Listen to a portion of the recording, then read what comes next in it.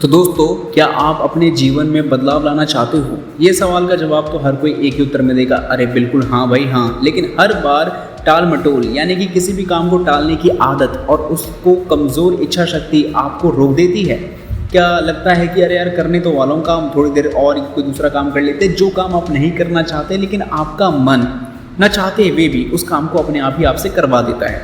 क्या आप महसूस करते हैं कि आप अपनी पूरी क्षमता तक नहीं पहुंच पा रहे हैं? क्या छोटे छोटे लालच और ध्यान भटकाने वाली चीज़ें आपके बड़े बड़े लक्ष्यों को रास्ते से भटका देती है? तो इसी चीज़ के बारे में किम्बरली ऑल्सन की एक किताब है, जिस किताब का नाम है the art of self discipline. सिर्फ एक और एक सेल्फ बुक नहीं, ये एक सेल्फ कंट्रोल और इच्छा शक्ति की एक ऐसी शक्ति में बदलने का प्रैक्टिकल गाइड है जो आपको ना केवल आपकी बुरी आदतों से मुक्त कराएगा बल्कि आपको वह जीवन बनाने में मदद करेगा जिसे आप वास्तव में उसके हकदार हैं। इसको हम कुल 8 भागों में समझने वाले हैं, इसीलिए सभी भागों को ध्यान से समझें। जिसमें पहला आता है अंडरस्टैंडिंग द सेल्फ डिसिप्लिन। आत्म अनुशासन है क्या, पहले इसी को समझते हैं। ये अध्याय आत्म अनुशासन की डेफिनेशन या परिभाषा या इसके महत्व को समझाने पर ज़्यादा फोकस करता है। लेखक किम्बरली ऑल्सन आत्म अनुशासन से जुड़े बहुत नॉर्मल मिथ्स के बारे में जो है बात करती है और उसको दूर करने के ऊपर बात करती है। ये केवल अपनी इच्छाओं को दबाना नहीं है बल्कि खुद को मजबूत बनाने का एक तरीका है, जिसमें सबसे पहला बिंदु है आत्म अनुशासन क्या है। तो लेखक के अनुसार आत्म अनुशासन का मतलब होता है अपनी भावनाओं यानी अपने इमोशंस, अपने थॉट्स, अपने बिहेवियर यानी व्यवहार को कंट्रोल करने की क्षमता। यह आपको सही डिसीजन लेने और अपने लक्ष्यों पर टिके रहने में मदद करता है, खासकर जब आप प्रेरित महसूस ना कर रहे हो या इच्छा शक्ति से भी बढ़कर है। ये एक ऐसा कौशल है जिसे प्रैक्टिस से ही डेवलप किया जा सकता है। अगला है मिथ्स को तोड़ना। इस अध्याय में उन आम धारणाओं को चैलेंज किया जाता है जो अनुशासित लोग कठोर, बोरिंग या प्रेरणाहीन होते हैं। इसके उल्टे ऑल्सन बताती है कि आत्म अनुशासन आपको अधिक स्वतंत्रता देता है, यानी कि अगर सेल्फ डिसिप्लिन है तो आपको ज़्यादा इंडिपेंडेंस मिलेगी। जब आप अपने जीवन पर कंट्रोल रखते हैं तो आप उन आदतों के गुलाम नहीं बनते जो आपके लिए अच्छी नहीं हैं। सेल्फ डिसिप्लिन का क्या लाभ होता है, वैसे ये ज़रूरी नहीं है बताना, लेकिन क्योंकि हम बुक समरी बता रहे हैं तो ये बताना भी ज़रूरी है कि ये चैप्टर आत्म अनुशासन के कई लाभों के ऊपर रोशनी डालता है। जैसे बेहतर डिसीजन लेना, यह आपको एक आवेग में आकर एक डिसीजन लेने से बचाता है, क्योंकि सोच समझ कर ही डिसीजन लिया जाता है। आवेग 2 प्रकार के होते हैं, ज़्यादा खुशी और ज़्यादा गुस्सा, तो ये बात ध्यान रखना। तनाव कम करना, जब आप अपने जीवन के कंट्रोल में होते हैं तो चिंता और तनाव कम होता है। सेल्फ कंट्रोल को बढ़ाना, जब आप अपने डिसाइडेड लक्ष्य को प्राप्त करते हैं तो आपका आत्मविश्वास ऑटोमेटिक बढ़ता है। या इसका अगर सबसे सटीक उपाय देखना है तो अगर आपने किसी एक दिन के पूरे रूटीन फॉलो किया हुआ है और अगर रूटीन को कंप्लीट कर लेते हो तो एट द एंड आपको इतनी खुशी मिलती है जितना आपको लक्ष्य को पा करके भी नहीं मिलती। सफलता की ओर बढ़ना, व्यक्तिगत और पेशेवर जीवन में सफलता के लिए ये एक आवश्यक गुण है। तो ये तो आपने अध्याय 1 को समझा। अब समझते हैं अध्याय 2 यानी कि व्यक्तिगत स्वास्थ्य क्या है। ये बहुत से लोग शायद स्किप भी करेंगे, लेकिन आपका हेल्थ ही तो बहुत इंपॉर्टेंट है। अगर आप ही नहीं रहोगे तो सेल्फ डिसिप्लिन कहाँ से आएगा।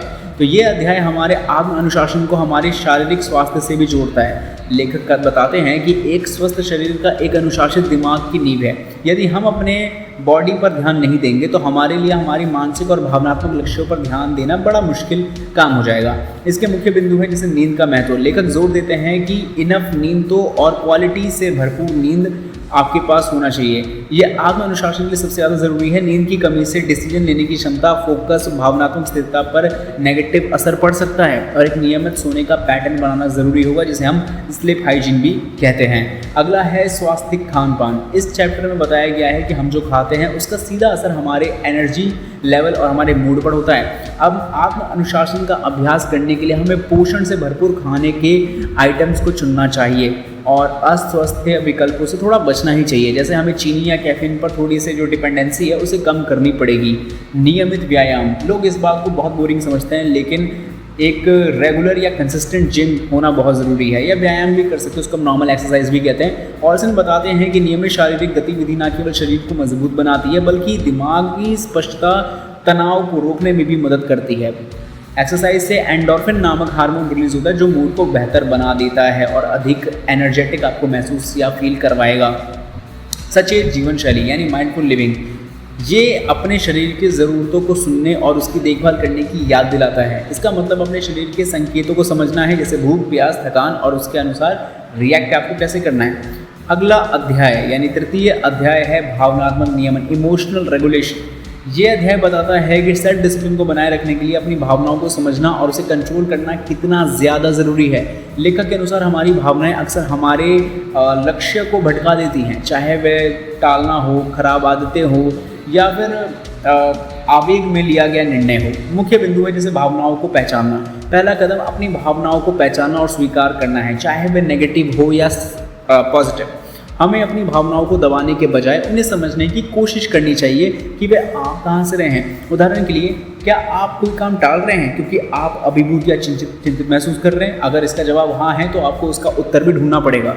एक्टिव रिएक्शन, ये अध्याय सिखाता है कि हम अपनी भावनाओं यानी इमोशंस पर कैसे रिएक्ट कर सकते हैं। लेखक हमें ये नहीं सिखाते कि हम अपनी भावनाओं को खत्म ही कर दें, बल्कि ये बताते हैं या ये सिखाते हैं कि हमें उन्हें क्रिएटिव तरीके से कैसे यूज़ करना होगा। जब आप गुस्सा, निराशा महसूस करते हैं तो आप इसे ऊर्जा में बदल सकते हैं, जिसका उपयोग आप अपने लक्ष्यों की ओर काम करने के लिए कर सकते हैं। अगला है माइंडफुलनेस का अभ्यास, यानी भावनात्मक नियमन के लिए माइंडफुलनेस एक शक्तिशाली उपकरण है। यह हमें वर्तमान में रहने और अपनी भावनाओं को बिना किसी डिसीजन के देखने में मदद करता है। माइंडफुलनेस से हम अपनी भावनाओं के कारण होने वाले जो क्यूरियोसिटी में या एक्साइटमेंट में जो हम अपने काम हैं उससे हम बचते हैं, और अपनी भावनाओं को एक नाम दें। अपनी भावनाओं को नाम दें, जैसे मैं चिंतित महसूस कर रहा हूँ या मैं निराश हूँ, आपको उन पर ज़्यादा कंट्रोल पाने में मदद करता है। जब आप अपनी भावना को पहचान लेते हैं तो आप उसे कंट्रोल करने के लिए सचेत रूप से यानी कॉन्शियस माइंड से जो है एक सही फैसला कर सकते हैं।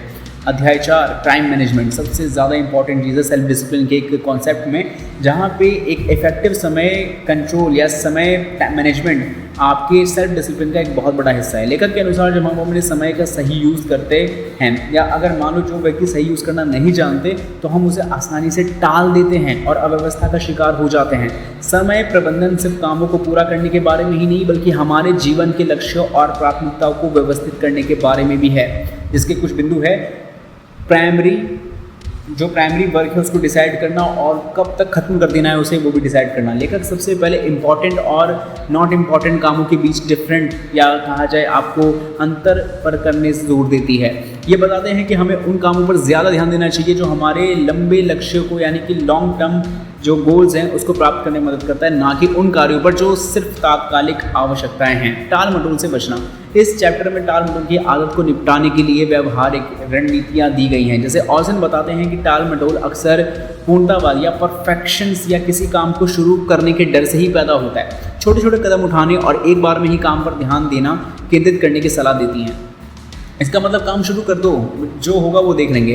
अपने समय का सदुपयोग, लेखक समय का बेहतर उपयोग करने के लिए कुछ टेक्निक का सुझाव देते हैं, जैसे कि टाइम ब्लॉकिंग। अपने शेड्यूल में विशेष कामों के लिए समय ब्लॉक बनाइए। दूसरा है पोमोडोरो टेक्निक, जिसके बारे में पहले भी हम बात कर चुके हैं कि काम के छोटे छोटे केंद्रीय सत्रों जैसे 25 मिनट में काम करना और फिर एक छोटा सा ब्रेक लेना, ऐसी चीज़ों पर ध्यान दें। अगला है बाधाओं को दूर करना, ध्यान भटकाने वाली चीज़ों जैसे कि सोशल मीडिया, गैर ज़रूरी नोटिफिकेशंस या दूर करके अपने फोकस को आप बढ़ा सकते हो। अगला अध्याय यानी 5वां अध्याय व्यक्तिगत संबंध, पर्सनल रिलेशनशिप। सेल्फ डिसिप्लिन में ये कहीं एक आड़े भी आ सकता है, लेकिन आप इसका इस्तेमाल भी कर सकते हैं। ये अध्याय बताता है कि सेल्फ डिसिप्लिन न केवल हमारे इंडिविजुअल विकास के लिए है, बल्कि हमारे रिश्तों को मजबूत बनाने के लिए भी इम्पॉर्टेंट है। लेखक समझाते हैं कि एक स्वस्थ और सफल संबंध तभी संभव है जब दोनों पक्ष अनुशासित होकर काम करें। ईमानदारी और विश्वसनीयता, सेल्फ डिसिप्लिन हमें वादों और प्रतिबद्धताओं पर टिके रहने में मदद करता है। जब हम भरोसेमंद होते हैं तो हमारे संबंध भी अपने आप मजबूत होते हैं। ये चैप्टर बताता है कि ईमानदारी और विश्वसनीयता यानी क्रेडिबिलिटी किसी भी रिश्ते की नींव होती हैं। सीमाएं निर्धारित करना कि किस रिश्ते पर कौन सी सीमा लागू होती है। लेखक के इस बात पर जोर देते हैं कि दूसरों के साथ बाउंड्रीज खुद ही तय कर लें कि वो कितना ज़रूरी है। आत्म अनुशासन सेल्फ डिसिप्लिन हमें ना कहना सिखाता है। जी हाँ, खासकर जब कोई चीज़ हमारे भलाई के खिलाफ हो, यह हमें खुद का सम्मान करने और दूसरों से भी सम्मान पाने में मदद करता है। धैर्य और समझदारी, रिश्तों में अक्सर मतभेद होते हैं। आत्म अनुशासन यानी सेल्फ डिसिप्लिन हमें हमारे इमोशंस के आने वाले तूफान में आकर जो हम रिएक्शन देने के बजाय जो हम पेशेंस और अंडरस्टैंडिंग यानी समझदारी से काम लेने की क्षमता को ज़्यादा बढ़ावा देते हैं। ये हमें दूसरे व्यक्ति के पर्सपेक्टिव नज़रिए को भी सुनने और समझने के लिए फोर्स करता है। संवाद और सुनना, प्रभावी संवाद यानी कि एक इफेक्टिव कॉन्वर्सेशन एक डिसिप्लिन व्यवहार है। लेखक बताते हैं कि हमें सिर्फ बोलने के बजाय एक्टिव रूप से सुनने का भी कोशिश करना चाहिए, क्योंकि आज की दुनिया में लोगों को बोलना बहुत पसंद है, तो आप सुनने वाले तो बन ही सकते हैं, यानी थोड़ा सा डिफरेंट तो खुद को कर ही सकते हैं। अगले अध्याय में हम करियर में उन्नति की बात कर रहे हैं, यानी कि सेल्फ डिसिप्लिन केवल व्यक्तिगत जीवन के लिए ही नहीं बल्कि पेशेवर जीवन में सफलता के लिए भी एक बहुत इंपॉर्टेंट क्वालिटी है। लेखक इस बात पर जोर देते हैं कि करियर में आगे बढ़ने और अपने लक्ष्य को प्राप्त करने के लिए अनुशासन एक ज़रूरी रोल निभाता है। स्पष्ट लक्ष्य निर्धारित करना, सबसे पहले लेखक सलाह देते हैं कि हमें अपने करियर के लिए स्पष्ट और प्राप्त करने योग्य लक्ष्य निर्धारित करने चाहिए। बिना किसी स्पष्ट दिशा के हम आसानी से भटक सकते हैं। आत्म अनुशासन हमें इन लक्ष्यों पर केंद्रित रहने और उनके योजना को बनाने में हेल्प करता है। लगातार सीखना और सुधार करना, सफल पेशेवर बनने के लिए लगातार सीखना और खुद में सुधार करना काफ़ी ज़रूरी है। ये चैप्टर हमें बताता है कि आत्म अनुशासन हमें नए कौशल सीखने, चुनौतियों का सामना करने और क्रिएटिव रिएक्शन को स्वीकार करने में फोर्स करता है, जिससे हम अपने क्षेत्र में आगे बढ़ सकते हैं। टाल मटोल से कैसे लड़ें, प्रोक्रेस्टिनेशन को कैसे खत्म करें। काम के बोझ और दबाव के कारण टाल मटोल की आदत आम है। आत्म अनुशासन हमें यानी सेल्फ डिसिप्लिन हमें कठिन काम को टालने के बजाय उन्हें समय पर पूरा करने के प्रतिबद्ध कर देता है। यह हमें डेडलाइन का पालन करने और अपने काम की क्वालिटी बनाए रखने में भी हेल्प करता है। पेशेवर संबंध बनाना, ये चैप्टर हमें बताता है कि सेल्फ डिसिप्लिन हमें सहकर्मियों, बॉस और ग्राहकों के साथ सम्मानजनक और उत्पादक संबंध बनाने में यानी कि प्रोडक्टिव बनाने में भी हेल्प करता है। यह हमें अपने लिमिटेशंस को समझने और दूसरों के प्रति जो उनका सेल्फ यानी प्रोफेशनल्स व्यवहार जो है या प्रोफेशनल बिहेवियर बनाए रखने के लिए जो है पावर देता है। अगला अध्याय है धन प्रबंधन, यानी कि फाइनेंशियल मैनेजमेंट करना भी सेल्फ डिसिप्लिन का एक बहुत बड़ा हिस्सा है। यह अध्याय बताता है कि वित्तीय अनुशासन यानी कि फाइनेंशियल डिसिप्लिन जीवन में स्थिरता और स्वतंत्रता प्राप्त करने के लिए कितना ज़रूरी है। लेखक के अनुसार अगर सेल्फ डिसिप्लिन हमारे समय या कार्यों को कंट्रोल करने के बारे में नहीं बल्कि हमारे पैसे को भी प्रभावी ढंग से प्रबंधित करने के बारे में है। जैसे मुख्य पॉइंट है बजट बनाना। इस चैप्टर का पहला और सबसे ज़्यादा ज़रूरी कदम है बजट बनाना। लेखक सलाह देता है कि हमें अपनी इनकम और खर्चों का रिकॉर्ड तो रखना ही चाहिए ताकि ये समझ में आ सके कि हमारा पैसा आखिर जा कहाँ रहा है। एक बजट हमें अनावश्यक खर्चों को कम करने और बचत को बढ़ाने में भी मदद करता है। दूसरा, नीड्स वर्सेस वांट, हमें किस चीज़ की ज़रूरत है और क्या हमें चाहिए में आपको फ़र्क पता होना चाहिए। सेल्फ डिसिप्लिन हमें ये समझने में मदद करता है कि हमारी आवश्यकताएं जैसे भोजन और रहना क्या है और हमारी इच्छाएं जैसे गैजेट्स या लग्जरी आइटम क्या है और हमें सबसे पहले किस चीज़ की ज़्यादा ज़रूरत है, इस चीज़ के ऊपर ज़्यादा फोकस करता है। बचत और निवेश, लेखक बचत और इन्वेस्टमेंट दोनों के बारे में जोर देते हैं। सेल्फ डिसिप्लिन हमें एक रेगुलर तौर तरीके से निश्चित राशि यानी कि एक फिक्स अमाउंट को बचाने और उसको इंटेलिजेंस के तरीके से इन्वेस्ट करने में भी हेल्प करता है। यह हमें फ्यूचर के लिए मजबूत एक फाइनेंशियल नींव बनाने की पावर देता है जिसे कि हम रिटायरमेंट या इमरजेंसी कंडीशंस के लिए यूज़ कर सकते हैं। और अंत में आता है कर्ज से बचना। ये बताता है कि हमें कैसे जो है अनुशासन हमें क्रेडिट कार्ड, लोन या अन्य कर्जों से दूर रहने में मदद करता है। ये केवल हमें उतना ही खर्च करने की आदत डालना चाहिए जितना हमारे पास पैसा है और जितना हम चुका सकते हैं। अंतिम अध्याय जो कि है लर्निंग, क्रिएटिविटी एंड स्पिरिचुअलिटी। ये अंतिम अध्याय आत्म अनुशासन केवल भौतिक लक्ष्य जैसे पैसा और करियर सिर्फ नहीं और हमारे आंतरिक विकास यानी कि हमारे अंदर के विकास को मानसिक शांति के लिए भी कितना ज़रूरी है इसके बारे में बात करना है। लेखक के अनुसार जीवन के अंतिम और सबसे संतोषजनक पहलुओं को प्राप्त करने के लिए अनुशासन की आवश्यकता होती है, जैसे लगातार सीखना।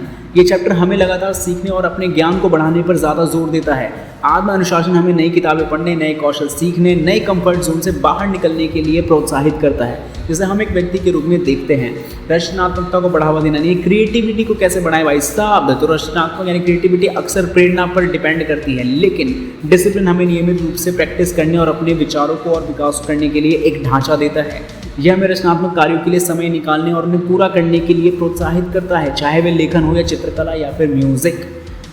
अंतिम बात कर ही रहे हैं तो यहाँ पे आध्यात्मिक विकास यानी कि अंदर से हमारा आध्यात्मिक विकास क्या है। तो आध्यात्मिक डिसिप्लिन हमारा प्रार्थना, आत्मचिंतन और समय अपने खुद के लिए निकालने से ही आता है। यह हमें अपने विचारों और भावनाओं को कंट्रोल करने में तो मदद करता ही है, जिससे हमें आंतरिक शांति और उद्देश्य की भावना मिलती है।